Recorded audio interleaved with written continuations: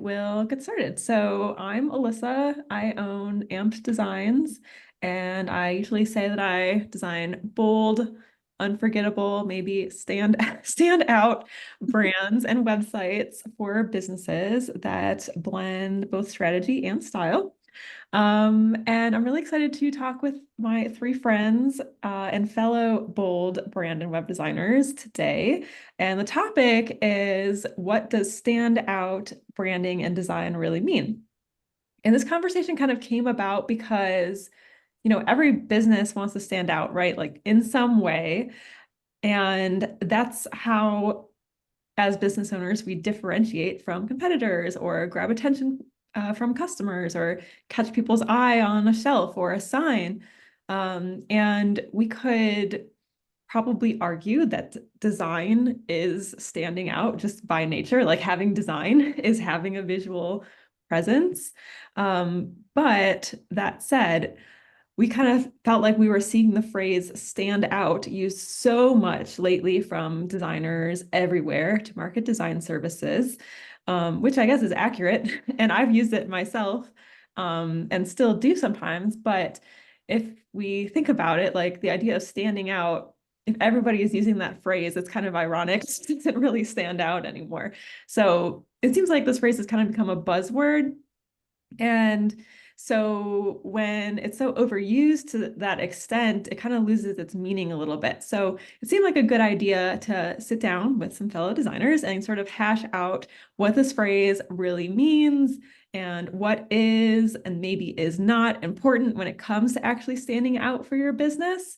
And so I specifically reached out to three design friends who have bold, colorful, playful, out of the box design styles that I think are kind of similar to my design style. It was similar and different. We have similarities and differences, of course. I would consider all of us to have what I personally think is like a standout style. However, we're putting our personal preferences to the side for this conversation. And I guess to dive right in, I would just be curious to hear all of you. Well, first of all, introduce yourselves, and then how you would describe your design style to someone who has never seen your work. So Kate, do you want to go first? I don't know why it's stuck on your screen. I'm sorry about that. Let me see if I can fix the speaker view, but yeah. Hey everyone, I'm Kate Christy. I run a brand and web design studio called Folk Founded. I think I would describe my design style as a maximalist at heart. I also have a little gremlin to the side, so if you hear that, apologies. um, and I really love when I get to design with big, bold, expressive typography and use color in a fun and unexpected way. And any time that you can create an intentional moment of delight or excitement, whether that's like really cool hover effects. So maximalist at heart, but I have been known to design a beige site or two. So a chameleon as well. And but I think it really comes down to like the person I'm working with, the industry, and really just like tapping into their vibe, their aesthetic. So I've got a playful, fun, and funky style, but also moonlight in other styles. Yeah, I'm excited to dive more into the beige. But yeah, Bre or Olivia, do you want to introduce yourself as well? Sure. Oh, which one? Olivia? Okay, I'm Bre. I run Bre Creative. I usually want to talk to people, it's more of a bright and bad. I don't know if people like cursing. Badass, bright and badass design style. When I'm talking to people, but we're again similar to Kate. Sometimes dabble in more less colorful aesthetics, but a lot of use of bold colors, taking what their vision is, how they feel about their business and what they, want to put forth, as well as what their clients should see, but in a fun, less expected way, I guess. Yep. And hi, I'm Olivia. I run and own Bold August, which is ironic, I guess, because I put bold in the name of the business. My design style is definitely also very maximalist. I put a lot of stuff in my brands. When I'm designing, I do think about typography, but I also think a lot about like the additions, what I call signature brand elements. Like you got to have the patterns, you got to have this, you got to have that. And I try to aim to give my clients stuff to chew on is kind of the thing that I say. But I love using bright colors and just colors in general and kind of bucking the norms, which I know we'll talk about. And I'm really interested to talk about the beige stuff. We've already broke the word out, so we're it's like, oh, we're going there. So I'm excited to chat about what it all really means. Yeah. So yeah, I guess like to that point, since we see this phrase, you know, stand out from the crowd or like standout design everywhere, what do you all think that the phrase standing out means to you in regards to design? And I also just want to say real quick for the audience that we will have a little Q&A at the end. So if you have any questions while we're chatting, feel free to drop them in the chat and we'll answer them at the end. So yeah, what does stand out mean to you? I can pipe in since I was already talking. Yeah. Stand out to me doesn't necessarily mean visual, but sometimes it just means like being really authentic and like going against the grain of a trend. Like just because gradients are trending, you don't use that and you get to like use your own self. So I think that stand out can kind of feel like it's just truly representation of you. But I also think that standout is ironic because there's like quote that's like good design is invisible, right? So it's like, well, wait, we want design to feel invisible and to feel intuitive and to feel good. Then you also want something unique enough to be sticky. And I think that's the other part. Being standout means to feel sticky. To when you're scrolling a feed and you don't see a logo, but you see a post and you're like, oh yeah, that's so-and-so. I can tell that so-and-so designed that or that's so-and-so's brand. And I think that's a lot of what it means to be stand out is to, yeah, be sticky in a feed. I think standing out is being memorable, right? And I think it's nuanced to you, your industry, your audience. So it's not necessarily looking at everyone at large, but you know, memorable within your space.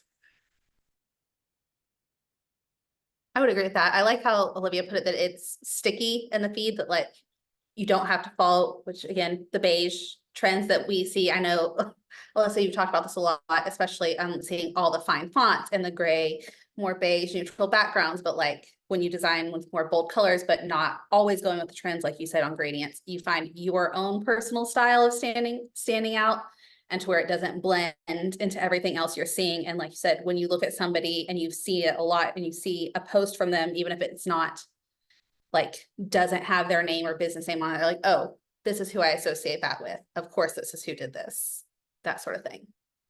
Yeah. I love all of those answers and totally agree. And also, if anyone in the audience has any thoughts on what it means to you, feel free to share in the chat. It'd be interesting to see what everybody else thinks too. But yeah, I think like when I personally hear stand out, I think like that bold, strong presence, but I also really agree with what Kate said. I think about like it being memorable in your space. Cause like if everybody in a particular industry is using like bold red and orange and pink, like if you also do that, then you're not going to stand out. So that's a great thought too. But yeah, and then I guess we also touched on how we all dabble in minimalism or beige, as Kate put it. But so yeah, like these bold colors are not always the best thing for every brand, whether it's because of their industry or their authentic self or whatever it may be. So how do you decide, I guess, when you're working with a new brand, whether it's best to go like maximal and bold and strong and colorful, or we keep using this word beige, but like more minimal and subdued and quiet and soft?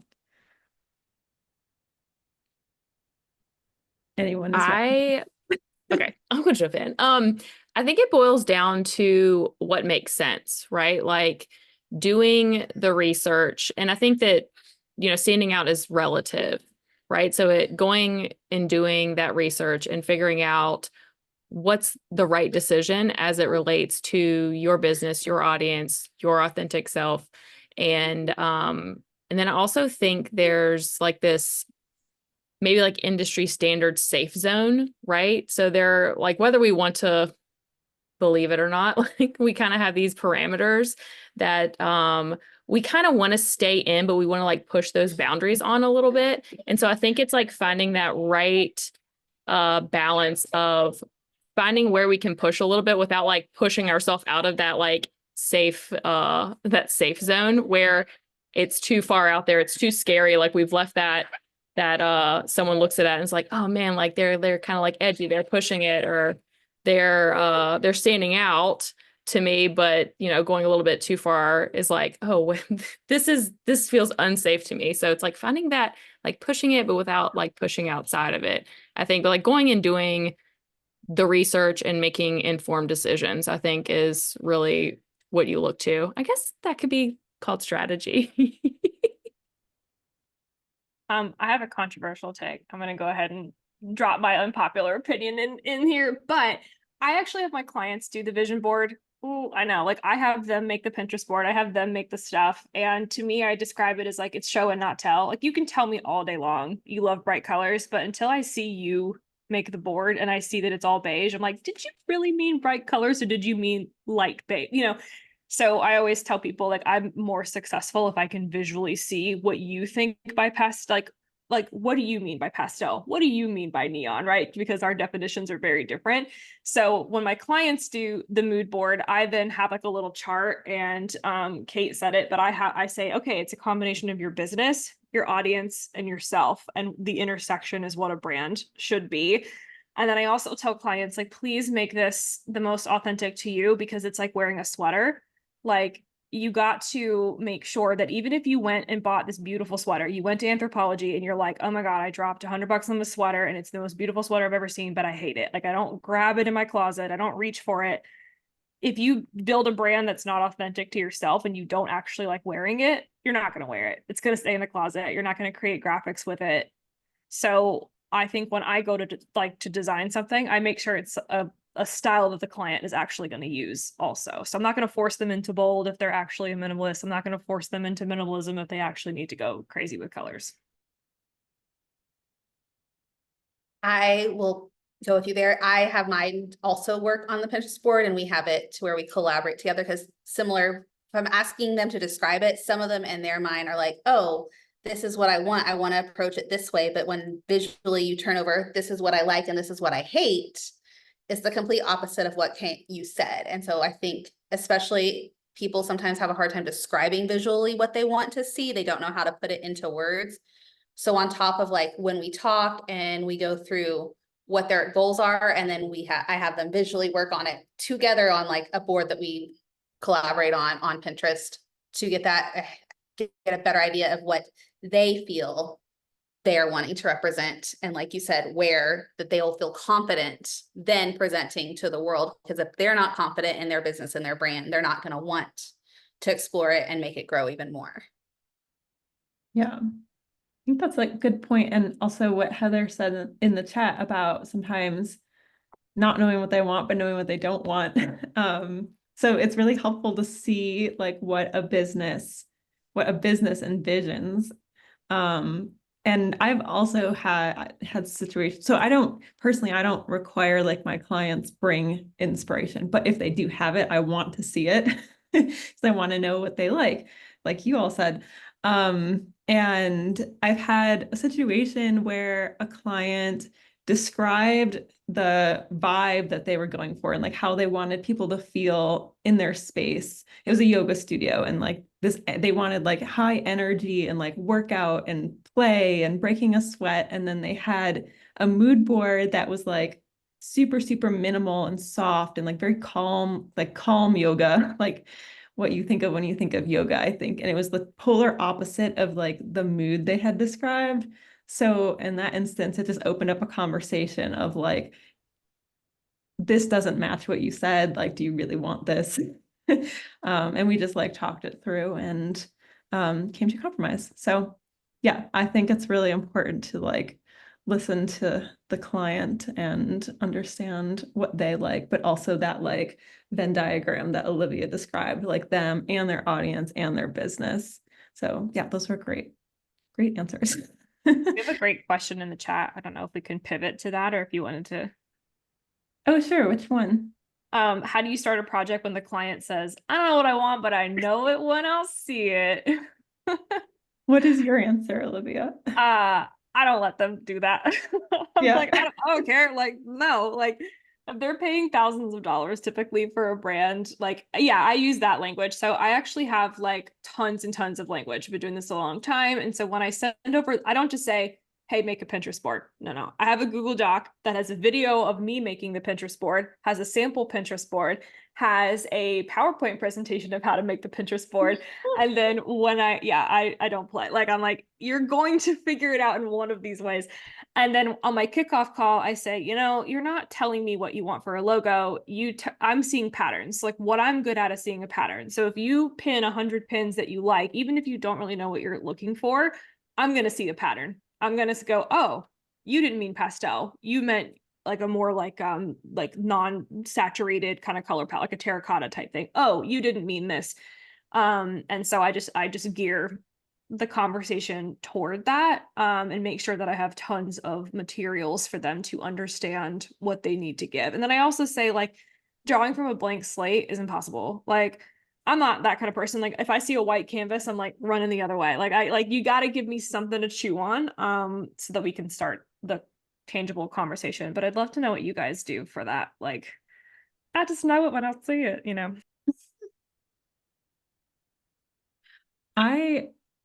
I feel like that's where the strategy comes into play and like becomes so valuable because a lot of times, yeah, like they don't know what they want to look like, but through the conversation, like you figure out what they want it to feel like, and then that like enforces the look.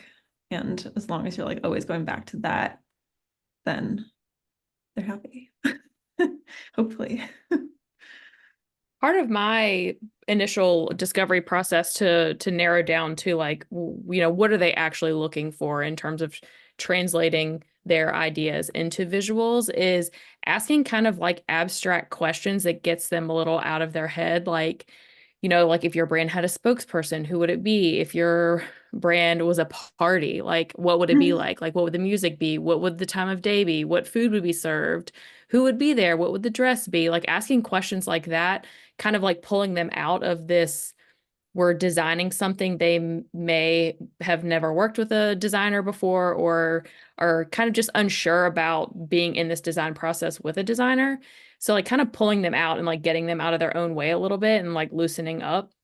So I think asking some questions like that can get you started on this path of, okay, like Olivia said, like I'm picking up on some clues as to like what you're getting at, even though you don't necessarily have the vocabulary or, that we're not speaking the same language. Like my minimal means something different than yours. My modern means something different than yours.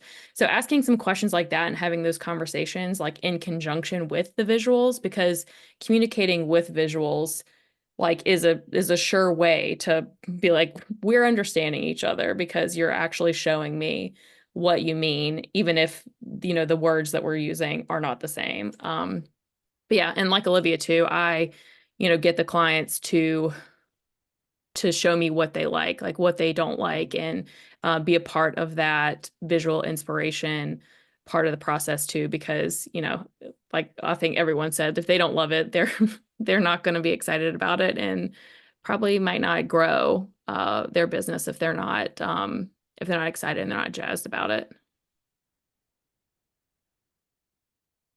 Yeah, okay. So I think like another hot topic is trends. Like sometimes we'll start to see the same or really similar design aesthetic like all over Pinterest, all over Instagram, all over designers' portfolios. I think for the past couple of years, the one that's been very popular is this beige that we've mentioned a lot so far in this call, but like neutral tones like brown, tan, beige, gray, tone on tone, thin fonts. And so this is something that I personally just call out a lot in my marketing because my design style is not that. And I'm trying to market to businesses who want what I do. So I am not necessarily pointing it out because it's always bad. So I guess my question next is, how much should or shouldn't businesses and designers follow trends?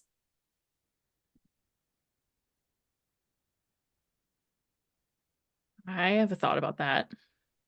I think it depends on the like what the goal is, right? Like, so for example, if it's something that's short term, maybe it's like a conference that's happening like this season, this year, right? Like dig into those trends, like get those people on board, right? But if it's like we're a 50-year-old family business and we're rebranding, it's like, no, like let's not hop on like what's like hot and right now. So I think it's context of the thing that you're designing, the business, the brand, the whatever it is.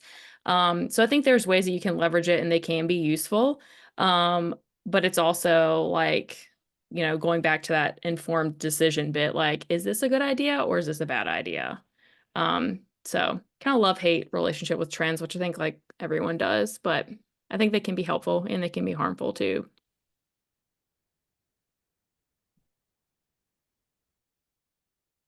Okay, I agree. I think they can, like you said, in the context of it, because trends might not fit the particular brand or business that you're working with. Like Olivia said, the amount of watercolor logos that she redid from way back when, like if you're working with, say, like I've worked with, for instance, a steel client, very more on the beige side of things, but that sort of trend, if it's trending right now, is not going to work for a steel company that is trying to grow in this day and age and who's very much into more metal, like, but have to guide them, I think, if there's people, depending on who's working on their brand, and if it's a team, if it's a sole owner and they have different ideas of what they want, and guide them to like, oh, hey, this might not work for your business and where you want it to be in the like next few years and growth, because while it's trendy now, you're just going to come back and redo all this again when it's not trending in 2 years because it doesn't fit you as a business and where you hope to grow.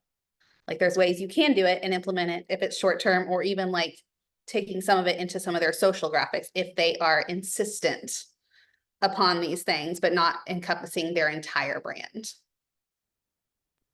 Yeah, I so agree with that. Like making sure that they have the assets that are trendy, but the actual core logo mark is maybe something that's a little bit more standard. I just tell them like, this is trending. You know that, right? Like this is a trend. And like, I think a lot of times they just don't know, like they're not in the same things that we're like, they're not seeing 5 Pinterest boards a month. And so they're not really getting a finger on the pulse. So like, and like, have y'all noticed that we're already starting to trend away from the serif fonts? Like I'm already seeing us go back to like sans serif chunky fonts, and we're swinging away from that. Like my prediction is like in the next 6 months, you're going to see like Jen Wagner come out with like a chunky sans serif. So I'm already like, guys, like the thin, tall serif stuff is already starting to swing back to like go to Target and look at the kombucha aisle, and like that's also very trending, like all that kind of stuff. Like I think just calling out the trend and saying, hey, this is trending, but if we go back over to the Venn diagram that I talked about, does it still meet all of these criteria? Like, do you still feel like it's most authentic to you, most authentic to your audience, and most authentic to your goals? And in my brand form, my questionnaire, I ask like where they want their business to be in 5 years. And I'm like, okay, in 5 years, is this logo going to work? Like, does this still going to work? So let's just make sure. But I also love just saying, you like watercolor right now? Then I'll give you some watercolor backgrounds, but we're not putting it in your logo. Like I'll give you a little background for your, like you said, social, but we're not busting it up in the actual logo. Yeah, I agree with all of that. And I feel like the audience also, the client's target audience also really matters. Because, for example, like if the client's target audience is like Gen Z and millennials, then it might make more sense to be a little bit more trendy with what's like currently popular. But if their audience is like 45 to 65-year-olds, that just doesn't make sense. So, but the business owner might be into the trends, but so it's again like that Venn diagram of things. Like I feel like I have had a lot of clients who bring inspiration of things that are really trendy. And yeah, we will like incorporate aspects of it, but it's not like the whole brand. It's kind of like compromise on, I don't want to say compromise because that makes it sound like each of us are giving something up. I guess it's more like taking what they like and combining it with their business. So yeah, all that to say, I think I agree with you. I agree with all of you.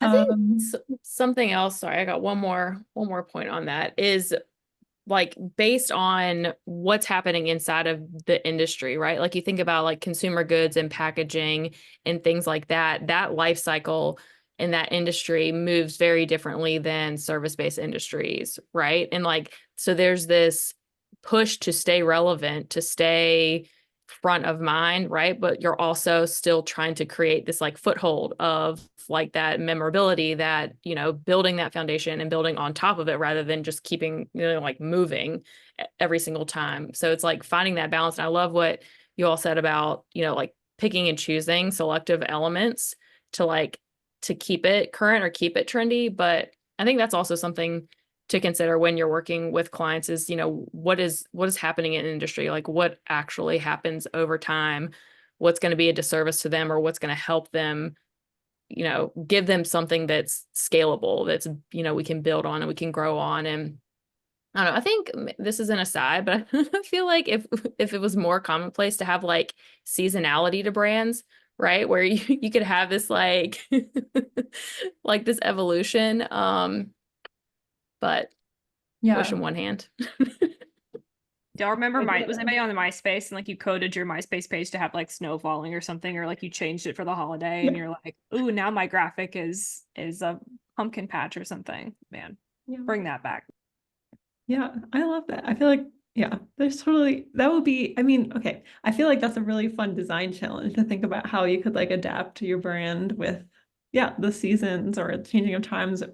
I mean, I definitely feel like we see brands do that all the time, even with like small rebrands that are not like a total overhaul, but are just like updates. So, yeah. I did just give like I have a product client who sells watercolor kits, and I crazily actually did build her 2 color palettes. She has one for her summer markets and one for her fall Nice. markets, and they're very complementary colors. But she was like, "Look, like if it's fall, like I want my brand to look like you're about to watercolor like a, you know, my actual kits, and I want it to match." And I was like, "Girl, I'm trusting that you're gonna, you know, use this right." And she's like, "I swear, you know."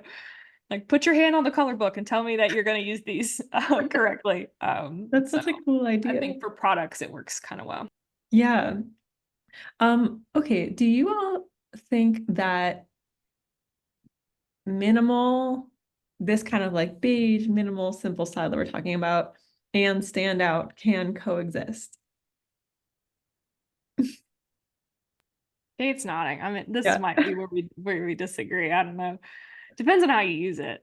You know what I mean? Like Yeah. Kate nodded, so maybe her. Well, I mean, I think if, you know, if your industry, like if everyone's being bold and cheeky and brash, right? And then you come on the scene and you're, you know, minimal, people are like, oh, who's this? What are they doing? Right? Like I think it's relative. I keep going back to that. But I think that, you know, it's about what is like what's happening in your space, and who you're trying to reach.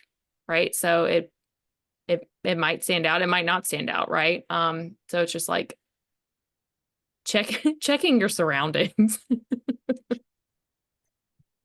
I like the way you put that. Check your surroundings, because I agree, because it could work, like you said, like if they're looking for, say, like a bold designer, but that like, or a design studio that fits their style, but all of us tend to have more maximalist, bright, bold designs, but they want somebody who's simpler, that would stand out to them if they're looking in that space. Or like a beauty salon, like one who focuses in vivids would have a different one than one who's just like, I just want some balayage and low lights. That's it. 2 different styles, 2 different target markets that you can stand out in it based on who you're surrounded by. I think there's a difference between like simple and minimalist. And I don't know if KL is listening. Who is the person that you know that said the term beige? Like that's very basic. I Like think there's a that was Kate. Oh, was that Kay? Did you say that? Because KL said it to me in another meeting, and I was like, that is the funniest thing I've ever heard. So I think there's a difference between simple and minimalism and the beige serif aesthetic. And I think that simple is still stand out and very classic, but I think the trend tends to be a crutch for some people. It's like, oh, all the chic websites are doing, a big, a Jen Wagner serif font, and then we're going to pick a beige, and then we're going to pick like a blush, and then we're going to pick a terracotta, and then we're going to be good to go. And like that is, to me, that can feel like a crutch for a brand to say, oh, this person does this, so I'm going to do it now too, rather than saying what is most authentic to me in my studio, and like what if I did add a color that's like not in the thing. So yeah, I use that term all the time, and I'm like, who did she hear it from? So I found the source.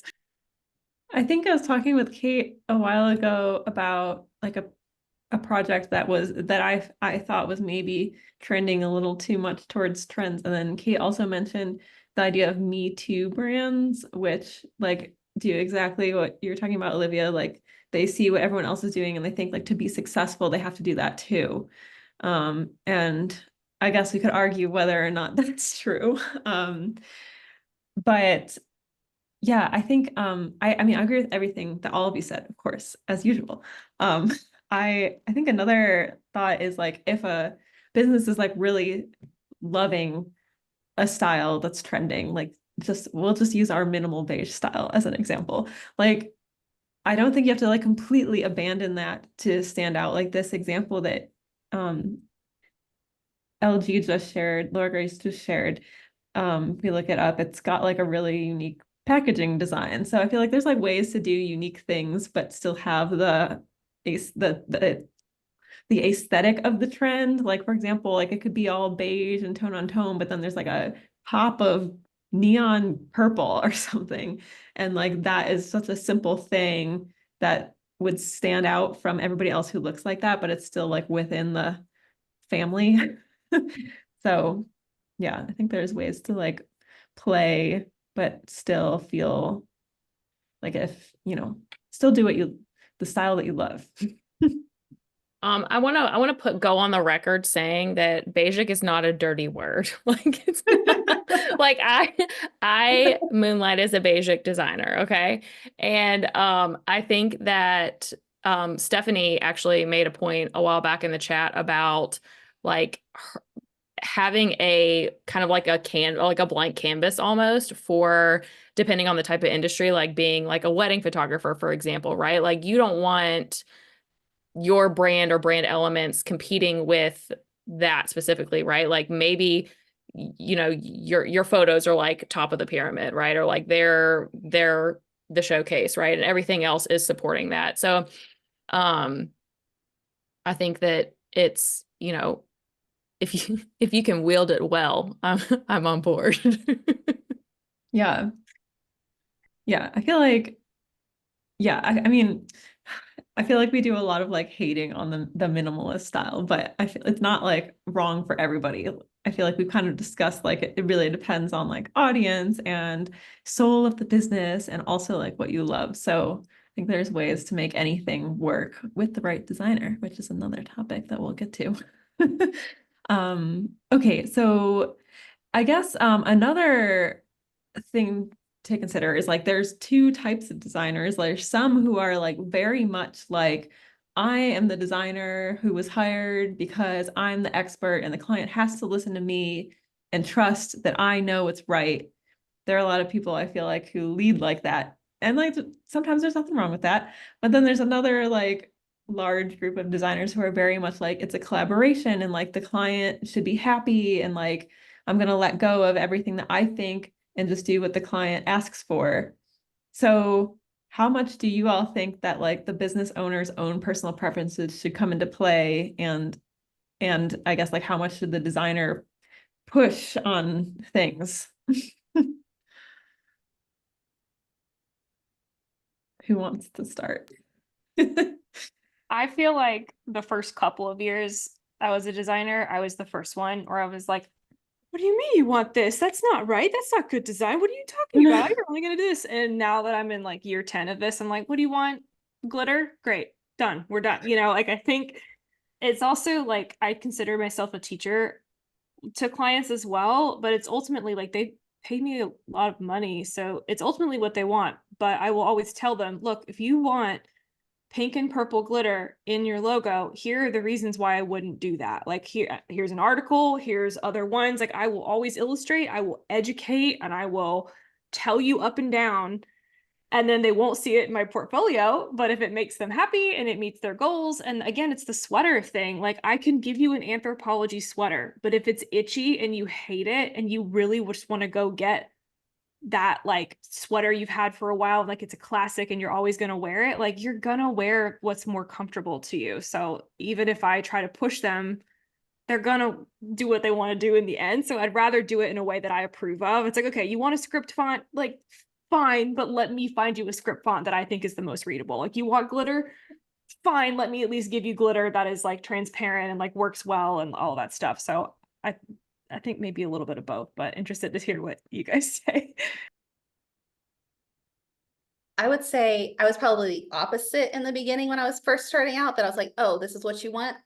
Cool. Whatever you say. Like you said, if I hate it, I'll do it. You won't see me talk about it, but I'll do it. Whereas like, as I've grown and I've been doing, I don't know, I can't even count now, 6 years, I don't know. But as in my own business and gotten more comfortable and like how you said on educating clients, and I tend to work more as like a team collaboration, like I'm an extension of their business, that, oh, if this is what you're feeling, here's why I wouldn't do it this way, or why this might not work well for your goals. If you are insistent after that, or after we've talked it out, maybe we just give you both. And you can see after you've slept on it, or you see and try and put into use the example I gave you of why this wouldn't work, you're like, oh, most of the time they're like, okay, I get it now, I understand now. But if they push, like you said, in the end, they're still the client, you're still paying me to deliver a product. I'm going to give you what you really want in a way that is hopefully more aesthetically pleasing and works well for the function. Mm-hmm. Yeah, I agree with all that. My design process is really collaborative, and I feel like having them involved as much as possible really leads to them loving it and being excited about it and wearing the sweater, like Olivia says. And I also think that even though we're the professionals, like we have the education, the knowledge, the skill set, etc., like that doesn't necessarily mean that our ideas are the only good ideas. Right. And I often go back to like, no one knows their business better than the business owner, better than the person who started this business. And a lot of people who start businesses, they do, at least a lot of the people that I've worked with, like small businesses, entrepreneurs, they're doing this thing because they wanted this thing to exist for themselves. Right. Like, so there's this like their heart's in it element. And I think that a lot of times they are their audience. And so tapping into that is really critical. And I don't know, like I'm like a-okay with a designer or with a client like telling me what to do, like hanging over my shoulder.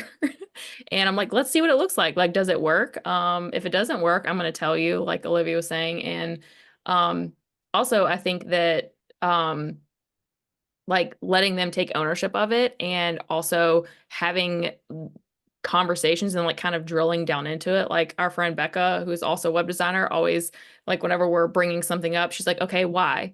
And we're like, and then we say something, she's like, okay, but why? And she keeps asking why. And we're like, oh, okay. Like we're getting to like the bottom of it. And sometimes like drilling down a little bit deeper into, you know, what it is that they're wanting or what they don't want, like that kind of opens the door, unlocks this like, oh, okay, like this is really the problem. Like it might not be the purple, but but now we know like where we're going because we kind of worked together on this and we worked through this, like Alyssa was saying with like the yoga studio thing.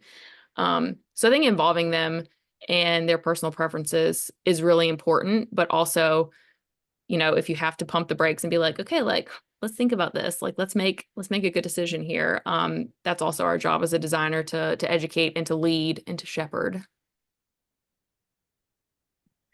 I have nothing to add to any of that. I agree. And yeah, I do the same thing. I definitely agree that like if they are paying however much for my services, like at the end of the day, it is their business and they have to like it, but they're also paying for our expertise. So I will always like show them what they asked for.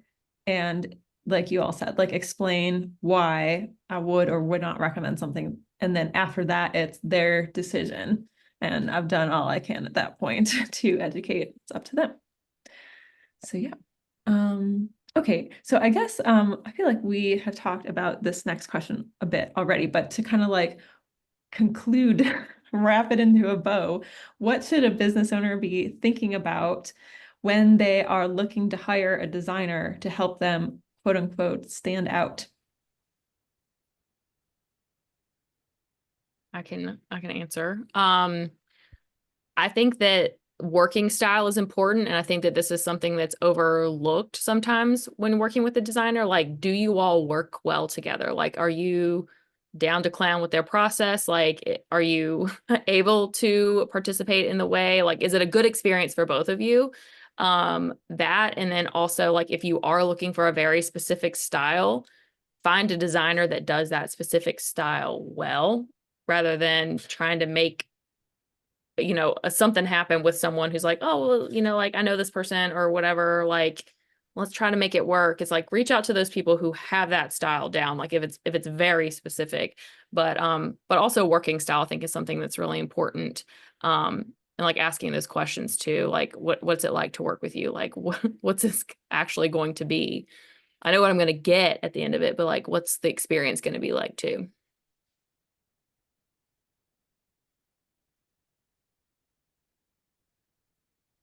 That was a good answer. Yeah, I have no idea. That's why I'm like, I don't really know. I feel like this is why referrals are so big, and why referrals is like probably all of our at least top two sources of, right? Yeah, I don't know. Someone's like, mine is SEO. It's like, great.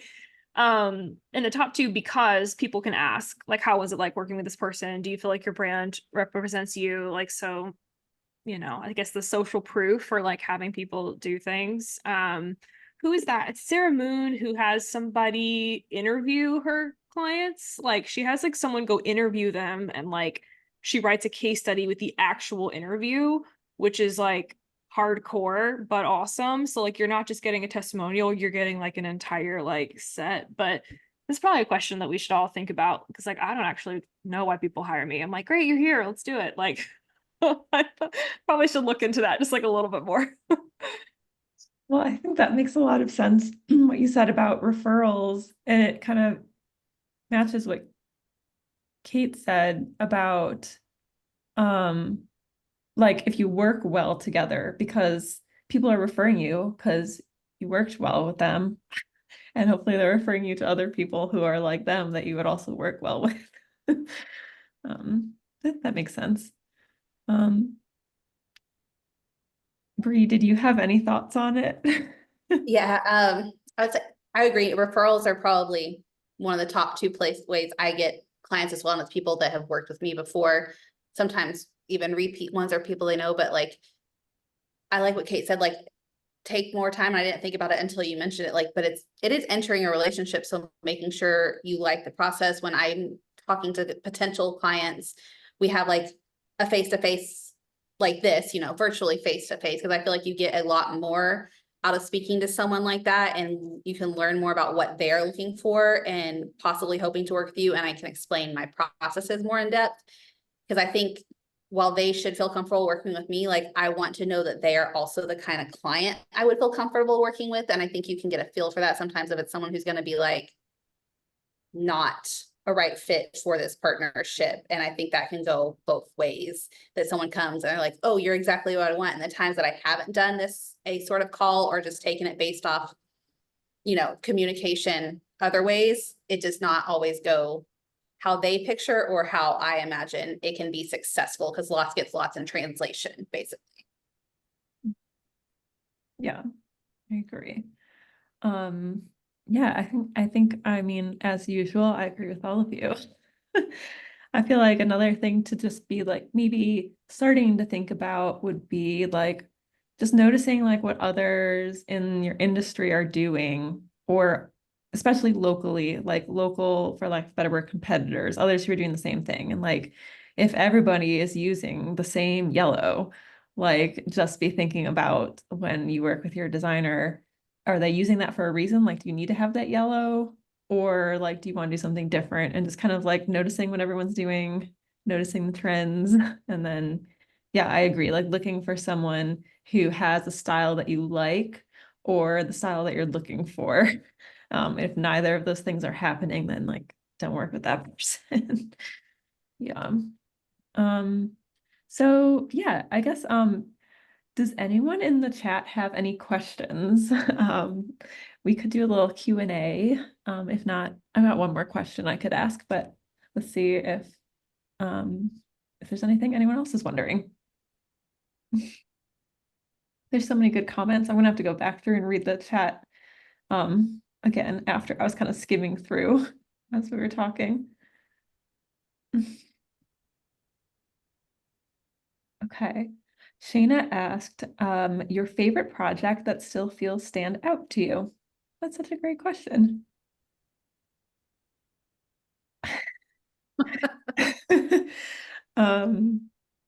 Okay, there's two great questions. Your favorite project that still feels stand out to you, and a beige or luxury neutral brand that you love.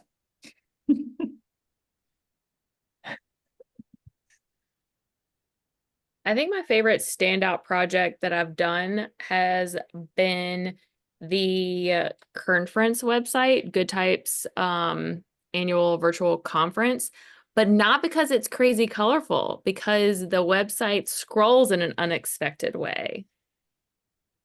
It's like kind of slides up. I think that one is my favorite standout. And I don't have an answer to the other one just yet.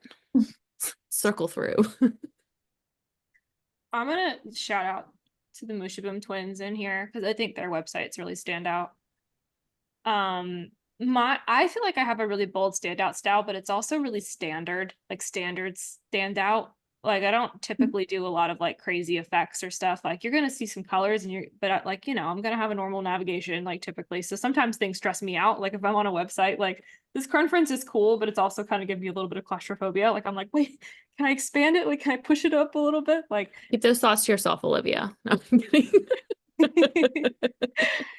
And then, oh yeah, it's cool. And then the second question I'm gonna have to really think about. I don't really know like a luxury brand. I tend to be like a Target girl, like I said, like a kombucha brand. Like I would really have to think about one that I gravitate toward that I really like to like splurge on. I think about that too. Ooh, I have one. Henry Rose, I think it's Michelle Pfeiffer's perfume brand. It visually is simple, minimal, beige, but their copy is really cheeky. That has nothing to do with design. Maybe strike that from the record, but that came to mind. I agree with, I think Olivia said, Mushaboom Studio has a really very minimal design, but I think they do a great job of like bringing in little pops of interest that help it stand out. So I popped their site in there too. I think my personal, it's really hard to pick a favorite because I just love design. I don't think I've done a project that I don't like, but I really often think about this website that I did for a creative consultant that was a little more on the bold, out there side. She was very into that playful style with like geometric shapes and things like that that I really like too. And let's see, yeah, I'm gonna have to think about luxury brand. I don't know. Someone said Glossier, Yeah. and I'm on their website now, and I'm like, but I feel like I've seen like stuff in the past from them that I really liked. So that's a good question. I think it's hard though, because like Glossier and I put girlfriend because I like them too, but like they're product driven. So like they can have a more minimalistic website, but still have products that are like bright and like fun and crazy. So it's like, I gotta think about one that's not product driven that can be like really that kind of chic up level. Mhm. Yeah, that's a great question. That's like a That good is. like I feel move like, on. yeah, I feel like, I don't know about all of you, but I spend so much time looking at brands that are bold and out of the box that like nothing comes to mind. But I think if I like took some time and really thought about it, we could definitely find some really beautiful luxury minimal brands. Away suitcases is That's true, they are. hmm. And Shayna said something a while back too about photography, right? I think like there's a lot of really cool, if you know, strip away those elements like photography, right? Like everything feels very, very minimal, very, you know, less is more, but then like throwing in the photography is like that element. Um,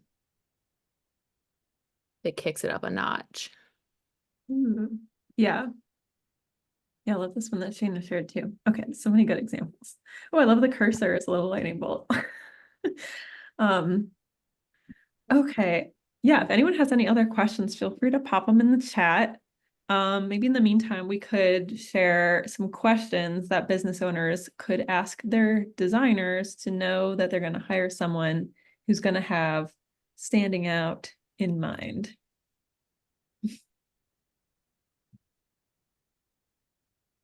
What do you all think? Or not necessarily questions, but like signs that you're hiring the right designer, I guess. This is a great question because it's like good to think about, but I think this comes in your copy a little bit. Like this is why copywriting is really important. Like I think that if you read it and you're reading the pain points and you're like, yeah, this is something I'm struggling with. Because I also think that people don't always want stand out. They want flexibility or they want uniqueness or they want like they don't want a site that's standard. Like maybe they do want something funky cool or they want you know, a certain style, but they also want it, like you guys said, a certain working style. So I think if your copy is really good and your process is really laid out, then a lot of the time, I think that like the intro call is more about like clarifying questions, I guess. I'm rambling now a little bit, I think, but Yeah, no, that makes sense. Um, I lost my train of thought. It'll come back to me if somebody else has we have anything a question to say now. about that. Judah just put one in. Oh, okay, great. Okay, let's see. As a marketing director for a school district, I have trouble standing out in the standing out conversation, especially when my demographic is older people from Iowa. Maybe one of you have thoughts in the process of figuring out how to navigate the pushing that you mentioned earlier. Yeah, what do you all think? Baby steps. Education, gotta go with audience. Like anytime I have like an older client or a different demographic, I'm like, but who's your audience? Like, who are you? Like, yeah, gentle parenting. Like who are you trying to reach out to? But then also like I think we all are super creative and can still do standout things with a simple style. Like if it needs to be really easy to navigate or like the text needs to be just a little bit bigger, like I think that's all great, but we know how to like add a pattern behind a testimonial or like add a bright color in there. So I think there's ways to like compromise, like it's not actually compromising, but whatever the word would be, that's like we're going to make sure it feels graceful and gentle parented, but also I'm going to make sure it feels like Mhm. me, I guess.